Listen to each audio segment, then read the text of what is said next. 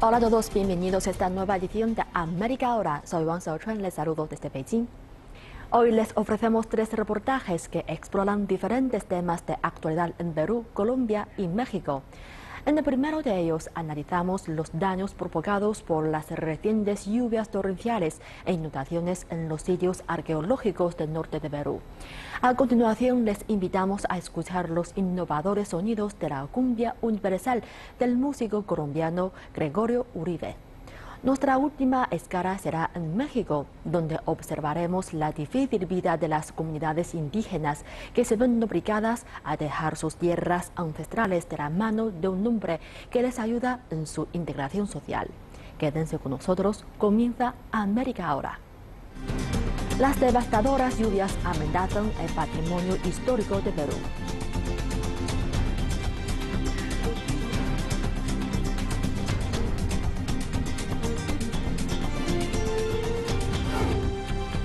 Gregorio Uribe combina las tradiciones sonoras del país para crear una cumbia universal.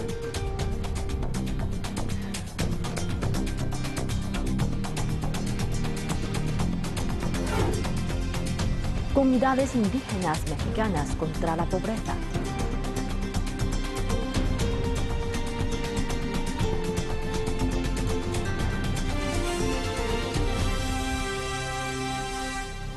Se estima que cerca de 160.000 personas perdieron sus hogares cuando las últimas lluvias torrenciales y las inundaciones masivas que afectaron Perú destruyeron todo lo que poseían. La nación andina además corrió el peligro de quedarse sin una apreciada parte de su herencia. Al menos 50 sitios arqueológicos resultaron dañados por las lluvias, incluyendo estructuras anteriores al periodo Inca y de más de 1.500 años de antigüedad. Muchos de ellos están situados en la costa norte del país, una de las zonas más afectadas por las devastadoras precipitaciones. A pesar del paso del tiempo, esta panorámica del bosque Pomac apenas ha cambiado. El bosque se extiende hacia el horizonte, desde donde sobresalen unas imponentes colinas. Pero aunque parezca mentira, no son elementos naturales del paisaje. Fueron creadas por el hombre. Son reliquias de una antigua y sofisticada civilización, los Mochica. Aún hoy los arqueólogos siguen estudiando los misterios de esta antigua civilización y los extremados eventos climatológicos que moldearon su destino.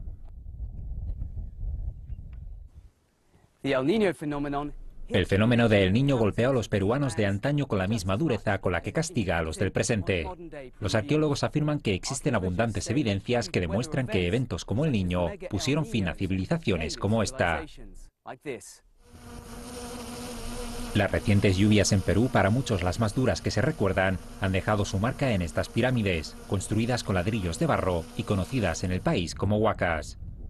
Pero estos monumentos, algunos de los cuales miden más de 30 metros de alto, ya cargaban con grietas y fisuras provocadas por El Niño en el pasado. Estos arcaicos rascacielos fueron en otro tiempo hogar de la élite de la sociedad. Cada generación levantaba un nuevo nivel, enterrando debajo los hogares de sus predecesores. Pero han resistido el paso del tiempo gracias al emplazamiento en el que fueron construidas, según asegura Walter Alba, el arqueólogo que ha realizado los descubrimientos más espectaculares de las últimas décadas. Los grandes complejos arquitectónicos, los templos, estaban sabiamente construidos en lugares que no son susceptibles de ser destruidos por huaicos o por quebradas. En lo que los arqueólogos llamamos patrón de asentamiento en la antigüedad, estaba muy bien, muy inteligentemente planteado. Los antiguos peruanos siempre construían en lugares que no podían ser afectados por los cauces de la lluvia y por eso sobreviven hasta hoy nuestros monumentos, ¿no? Entonces, cuando llegan los europeos, imponen aquí un patrón que significa construir las ciudades al lado de los ríos. Y eso ha sido fatal, porque todas las ciudades de la costa peruana están construidas en lugares que tarde o temprano van a verse afectados por estos cambios o estas lluvias catastróficas. Desafortunadamente, muchos ciudadanos del Perú actual no han seguido el ejemplo de sus ancestros. Cerca de medio millón de peruanos viven en llanuras aluviales. Decenas de miles más, residentes de ciudades y pueblos costeros, recibieron el impacto de ríos desbordados por las lluvias. El coste de la recuperación alcanzará los $1.000 millones y tomará varios años. La gente que ha sufrido los fenómenos va a tomar conciencia de que está ocupando un lugar que es el camino de la naturaleza.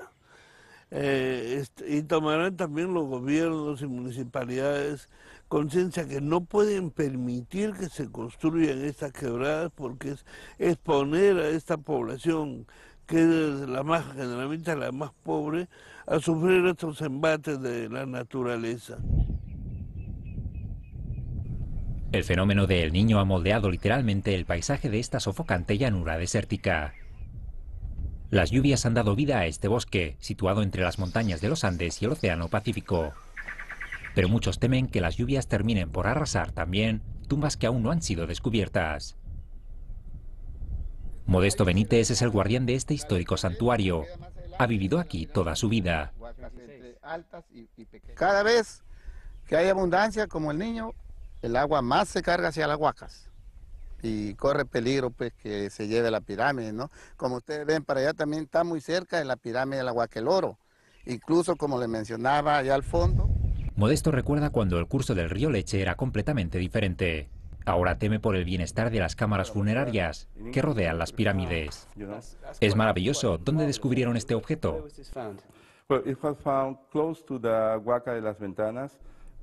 Se encontró cerca de la Huaca de las Ventanas, un importante sitio arqueológico situado cerca del río Leche. Forma parte de los objetos recuperados en esta área. Esta vasija casi se pierde para siempre por culpa del Niño de 1998. Así que lo encontraron en el río. Exactamente, cerca del río. Cada vez que se produce el fenómeno del Niño, ¿qué sucede con este sitio arqueológico? Es una pena, miles y miles de piezas de arte se pierden por culpa de este fenómeno natural cada 10 o 20 años. ¿Qué puede hacerse para frenar la desaparición de estos objetos?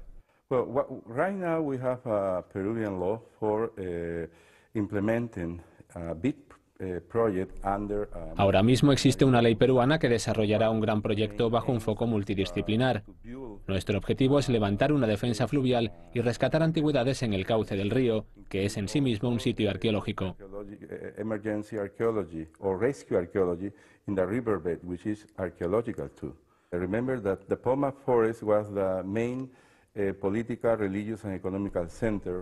Recuerde que el bosque Pomac fue el principal centro político, religioso y económico de las civilizaciones Sican y Lambayeque.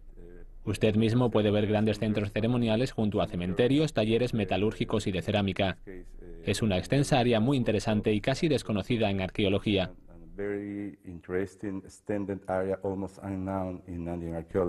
¿Queda mucho más por descubrir? Por supuesto, necesitamos muchas temporadas de campo en el área. Ahora mismo nuestra preocupación es El Niño porque destruye importantes datos arqueológicos. Hace 30 años, el descubrimiento de una tumba real completa y sin saquear se convirtió en uno de los hallazgos arqueológicos más extraordinarios del mundo. Walter Alba y su equipo encontraron artefactos complejos hechos de oro, junto a tejidos y cerámica. Todo ello formaba parte del elaborado entierro de un importante líder, el señor de Sipán. En 1987 nos tocó la suerte de salvar del saqueo y la destrucción uno de los monumentos arqueológicos más importantes de la cultura mochica en el norte del Perú, donde se logró recuperar y salvar la tumba intacta de un gobernante de la cultura mochica que se llamaba el señor de Sipán, considerada hoy la tumba más rica excavada científicamente. Esta tumba da lugar a un museo y hoy este museo es uno de los más visitados del Perú. Debido al reciente desastre natural, las visitas de los peruanos al museo han caído cerca de un 80%, según asegura Alba. Mientras el turismo se recupera, deben tomarse importantes pasos para proteger los monumentos y otros descubrimientos potenciales. La tumba del señor de Sipán fue descubierta al pie de la pirámide Huaca Rajada. Aquí en Sipan, donde Walter Alba hizo su icónico descubrimiento 30 años atrás, los arqueólogos han decidido instalar un simple pero efectivo sistema de drenaje que protege de las lluvias a estas tumbas reales.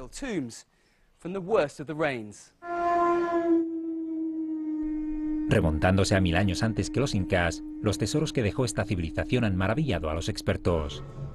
Al juntar elementos de la realeza, instrumentos y otras pistas, los arqueólogos han intentado evocar la veneración hacia el soberano, que pudo haber sido visto como un semidios.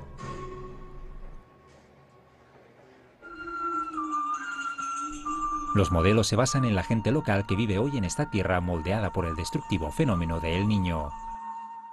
Los arqueólogos, cuando investigamos, verificamos que en muchos monumentos arqueológicos hay cicatrices indelebles de que ha pasado o han sido afectadas por fenómenos de lluvias.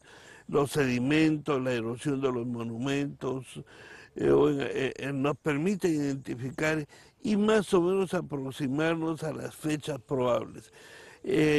Considero que en gran parte el colapso de la sociedad mochica se debió a un gran niño. Estudiar el pasado permite a los arqueólogos trasladar al presente antiguas lecciones para aprender a construir un futuro junto al fenómeno del Niño. En cuestión de música, Colombia es un gran ejemplo de diversidad cultural. Sus sonidos vienen de 4 regiones principales: las costas del Caribe y el Pacífico, los Andes y los territorios planos de la zona oriental. Un artista nacido en Bogotá se está haciendo un nuevo en la escena musical latinoamericana, tratando de combinar estas 4 tradiciones sonoras del país. Fusiona los ritmos folclóricos con los más cosmopolitas para crear su propia cumbia universal. Se trata de Gregorio Uribe. En el siguiente reportaje se lo presentamos.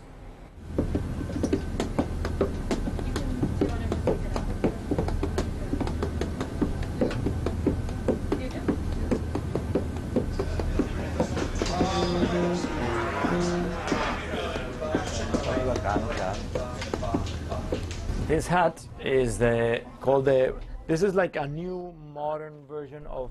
Este sombrero es la versión moderna del tradicional sombrero vuelteado. Vuelteado significa girado, como formando una espiral. Procede de la costa caribeña de Colombia. El sombrero típico es grande y este realmente no tiene una espiral, pero las características son las mismas.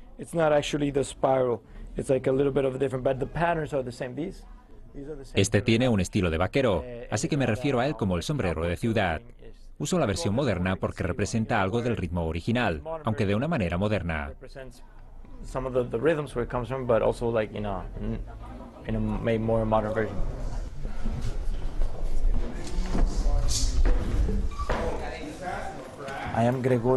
Me llamo Gregorio Uribe, soy de Colombia y vivo en la ciudad de Nueva York.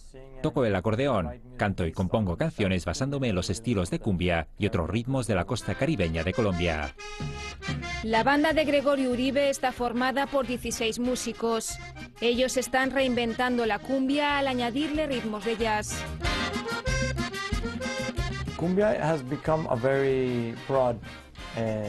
La cumbia es un concepto muy amplio porque es un estilo musical que se ha expandido por toda América Latina. Cada país tiene variaciones y diferentes estilos de cumbia. Si quieres profundizar en los nombres de los ritmos, te puedo decir lo que tocamos nosotros: tambora, chande, garabato, fandango, porro. La mayoría de los ritmos tienen algún tipo de influencia de la cumbia. Representan el amplio espectro de la cumbia. Se acerca la noche sin estrellas. No hay playa ni arena en la ciudad. Colombia es un país muy diverso. Tiene 4 regiones musicales principales. Esta música proviene de la costa caribeña y básicamente consiste en una mezcla o fusión de la interacción histórica y cultural de las influencias nativas, africanas y europeas. Todo esto combinado crea estos fantásticos ritmos. That combines together and creates these fantastic rhythms. Ellos están reinventando la cumbia añadiendo ritmos de jazz. Creo que una de las principales contribuciones que puedes hacer a un estilo de música es a través de las canciones. Me parece que nosotros tenemos un estilo único de arreglo musical.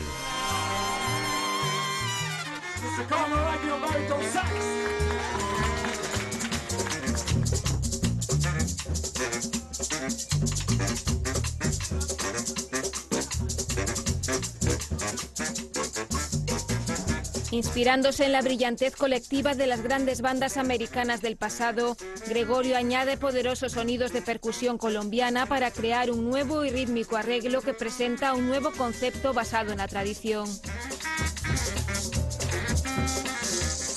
You guys love New York? Yeah. What? You guys love New York? Añadimos sonidos de Nueva York, como digo yo. Hay improvisación y muchos de los músicos vienen del jazz. Ellos traen esa influencia. Hay diferentes armonías y diferentes colores que son menos tradicionales y están relacionados con diversas influencias.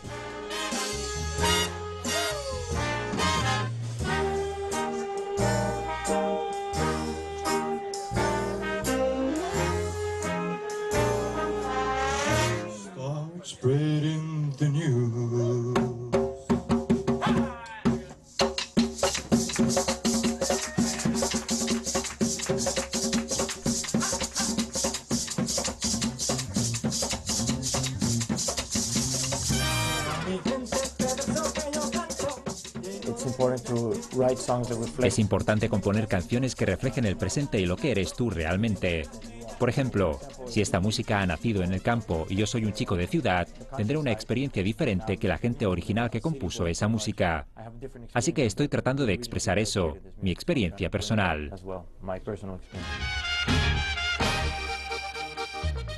Desde que tenía 5 años, la música siempre ha estado ahí.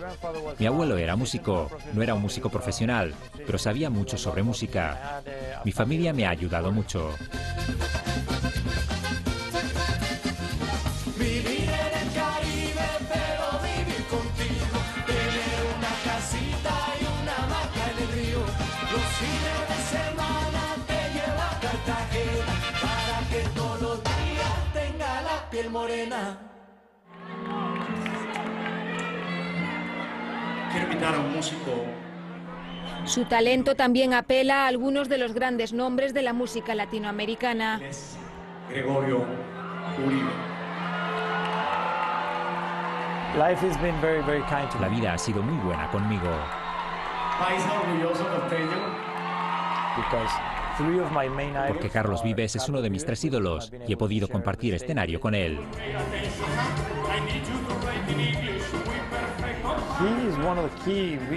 Él es una de las razones por las que hago esta música. La primera canción que recuerdo haber cantado es un vallenato. Él fue quien me introdujo esa música a mí y a muchas otras personas.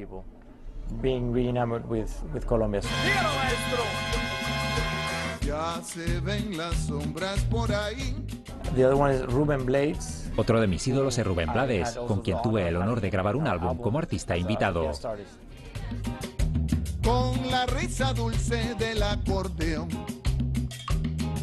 detrás de una puerta vieja y sin nombre.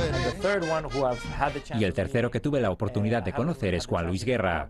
Aún no he podido colaborar con él, pero realmente espero poder hacerlo algún día. Juan Luis Guerra. Yo bailo mi bachata con mi muchachita buena. Sus arreglos son hermosos, sus letras son bellas y poéticas, y su música desprende alegría y es inconfundiblemente suya.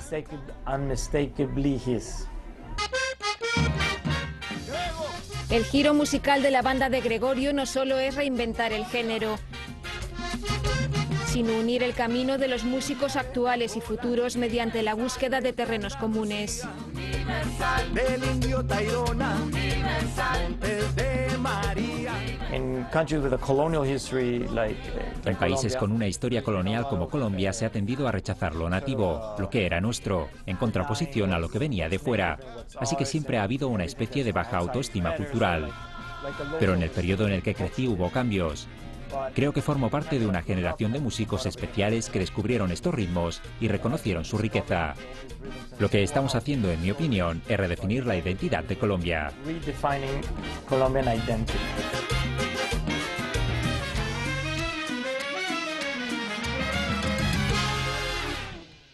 Gregorio se formó en el prestigioso Berklee College of Music de Estados Unidos. El gobierno de Colombia lo ha incluido en su lista de los 100 colombianos más exitosos en el extranjero. México es un país con paisajes exuberantes y rico en biodiversidad. Muchos de ellos son el hogar de comunidades indígenas que tienen una larga historia en el cuidado de sus tierras. Sin embargo, una gran parte de la población se ha trasladado a otras áreas en busca de trabajo y estabilidad financiera. Cecilio Solís pasó su infancia en las montañas, en la parte central del país, antes de mudarse a la Ciudad de México. Ahora trata de ofrecer oportunidades de empleo a esos grupos indígenas, de forma que puedan quedarse en sus tierras con sus familias. Cecilio Solís es geógrafo, es nuestro personaje de esta semana.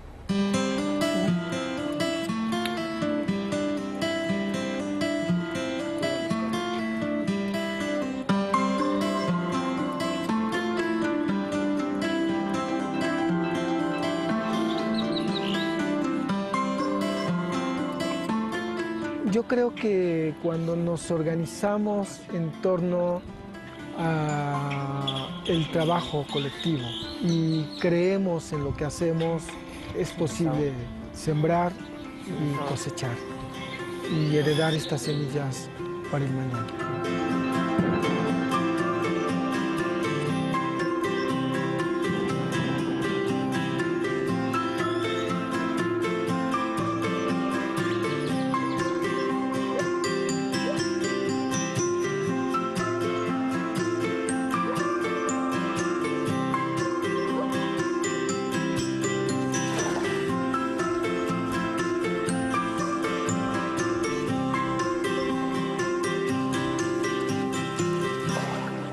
Yo soy Cecilio Solís Librado, soy indígena náhuatl, soy geógrafo de profesión.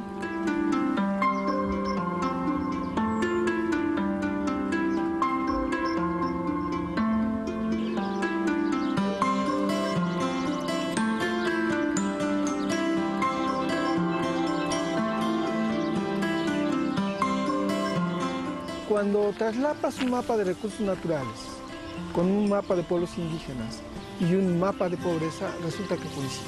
Y entonces te encuentras en un paradigma, por un lado, regiones altamente ricas en recursos naturales que ocupan los primeros lugares en pobreza. Y dices, no es posible, o sea, no puedes estar asentado sobre una gran riqueza siendo el más pobre dentro de los pobres. Y entonces empezamos a ver cómo le hacíamos para detonar empresas. Empresas con una visión distinta, en donde se generaran empleos locales, se revalorara la cultura, pero también se detonara una economía local, ¿no?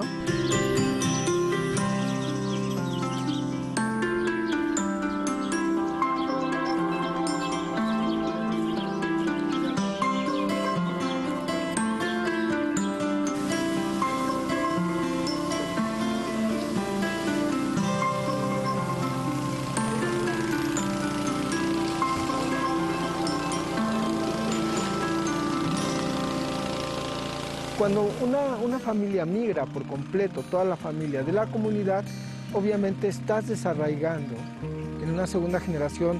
Quizás la segunda generación ya no se sienta parte de, ¿no? Pero además se está perdiendo cultura, se está perdiendo arte, y se pierden muchas cosas, ¿no? Si nosotros logramos detonar estas pequeñas empresas comunitarias o familiares, hay varios impactos, ¿no? El primero es el arraigo a la comunidad. El segundo es el fortalecimiento del tejido social. El tercero es todo el tema del entramado familiar, ¿no? El cuarto es todo el tema que aportas para la conservación de la cultura, del idioma, del arte y de la tradición, ¿no? El otro es toda la conservación de la madre tierra.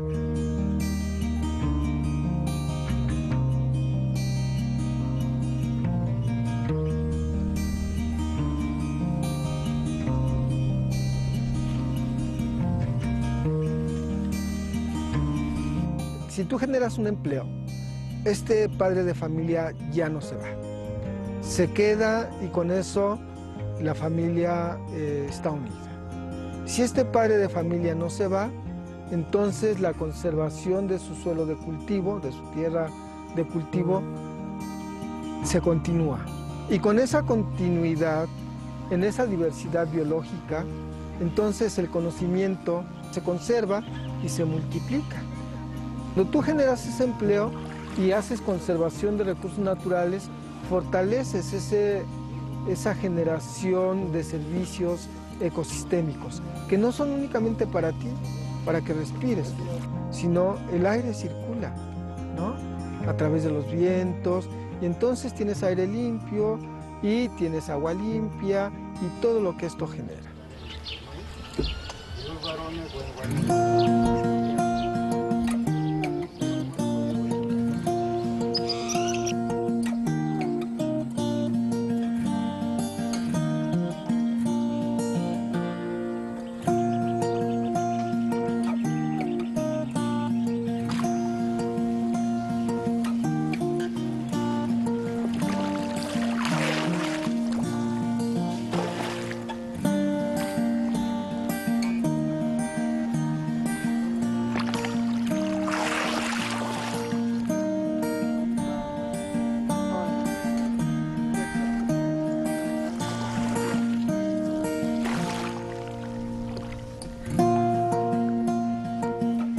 Empecé yo a sentir algo muy diferente, ¿no? ¿Qué estaba yo aportando a mi territorio? Y de ahí fue el cambiazo. Y a través del tiempo sigo aprendiendo, me sigo capacitando, ¿no? A través de los talleres que nos proporciona la Confederación. Y bueno, para mí esto ya no es personal, sino más bien esto ya es como un gran proyecto comunitario.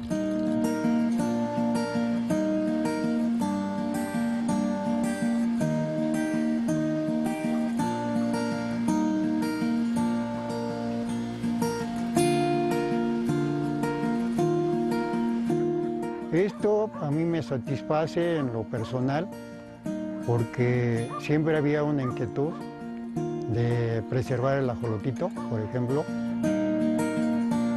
sea, es una enorme riqueza la que no estamos dispuestos a que se pierda. Durante todo esto, crear el equipo. Este turismo, que no es un turismo tradicional, más bien es un turismo cultural, ecológico, de identidad, de reapropiamiento del territorio y, por lógica, sustentable. No nada más vienen a sembrar, ¿sí? Yo también estoy sembrando en ellos, estoy sembrando una cultura diferente, estoy sembrando un respeto no nada más hacia la madre tierra, sino también un respeto entre ellos mismos, ¿no? Que preserve todos estos grandes recursos que necesita la ciudad.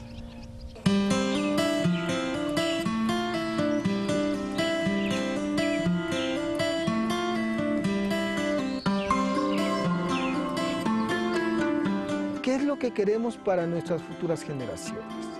¿Queremos dejar lo mismo o queremos abonarle un poco? Y nosotros decidimos abonarle un poco, ¿no? Cuando tú te revaloras culturalmente, te revaloras como ser humano. Cuando tú revaloras, preservas. Y cuando tú preservas, heredas a futuras generaciones. Y si tú heredas a futuras generaciones el buen vivir y el buen convivir con la madre tierra, pues obviamente estás aportando para un mejor futuro de las generaciones venideras. Así terminamos esta emisión de América Ahora. Gracias por sintonizarnos durante esta media hora. Soy Wang Xiaochuan, Beijing. Nos vemos en la próxima edición.